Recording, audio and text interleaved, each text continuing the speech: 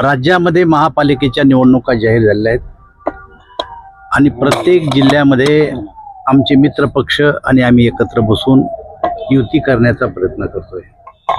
त्याच पद्धतीप्रमाणे जालन्यामध्ये सुद्धा गेले 2 दिवसापासून आमचे मित्र पक्ष आणि आम्ही बैठका करतो। कालही बबनराव लोणीकर, अर्जुनराव खोतकर, कैलाश गोरंट्याल, भास्कराबा दानवे, अरविंदजी चव्हाण, ब्रह्मानंदजी चव्हाण असे सर्व आमचे मित्रपक्ष एकत्र बसलो। बैठकीमध्ये एकमेकाचे प्रस्ताव एकमेकाला मी शेअर केले।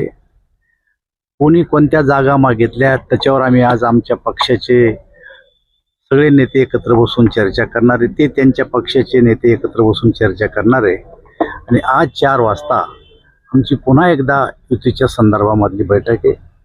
आमच्या बैठकीमध्ये जी चर्चा झाली ती समाधानकारक चर्चा झाली। या शहराच्या विकासासाठी आपण सगळ्यांनी एकत्र यावं, या शहराच्या जनतेची भावना आहे आणि ती भावना डोळ्यासमोर ठेवून आम्ही एकत्र बसण्याचा निर्णय घेतलेला आहे आणि मला असं वाटतं की अंतिम टप्प्यात युतीची बोलणी आमची सुरू आहे। जालना शहर हे विकासाला मतदान देणारं शहर आहे। कोणी कितीही काही जरी केलं आणि काही बोललं तर त्याकडे दुर्लक्ष करून शेवटी जो कोणी पक्ष विकास करेल त्याच्या पाठीमागं मतदान करणारं हे शहर आहे।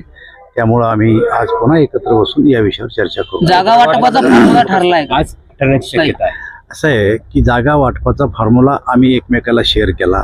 आज आत्ता आपल्या राज्याचे सहकार मंत्री पाटील साहेब आत्ताच येऊन गेले, त्यांनी सुद्धा त्यांच्या पक्षाबद्दलची जी भूमिका आहे ती आमच्या समोर ठेवली आणि मला असं वाटतं ती भूमिका विचारात घेऊन त्यांनाही काही जागा सोडण्याचं आम्ही ठरवलेलं आहे। राष्ट्रवादी काँग्रेसला तुम्ही प्रतिसाद देत नाहीत असं जिल्हाध्यक्षांचा आरोप आहे। नाही, असं आहे, त्यांनी कोणाजवळ आरोप केला मला माहीत नाही, पण आता आमच्यासोबत नाश्ता केला, आम्ही चहा पिलो, आमची चांगल्या गप्पा झाल्या आणि त्यांचे सहकार मंत्री होते, कमिशनर माजी आर्दल साहेब होते, आपले शिक्षक मतदारसंघाचे आमदार होते, सगळे नेते आम्ही एकत्र होतो।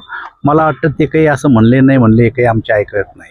पण एकूण जागा 65 आहे, त्यापैकी दोन्ही पक्ष शिवसेना आणि भाजप 40 जागेसाठी आग्रही असले। मला असं वाटतं की आता आम्ही शेअर केलंय, फायनल निर्णय कोणताच झाला नाही अजून। आज निर्णय होईल। दादा, पुण्यात जी 2 राष्ट्रवादी एकत्र चर्चा चालू होती, चर्चा वीस मला असं वाटतं या गोष्टीवर जे काय बोलायचं असेल ते दोन्ही पक्षातला कोणी एखादा नेता बोलन, त्याचा आमच्याशी काही संबंध येणार नाही। आता किती वेळ लागेल अजून फायनल बोलणी व्हायला? फायनल आता हे चर्चा चालूच आहेत। 4 वाजता आम्ही आज बसणार आहे। मला असं वाटतं की आज आम्ही चर्चा फायनल करू अशी शक्यता आहे। Thank you sir.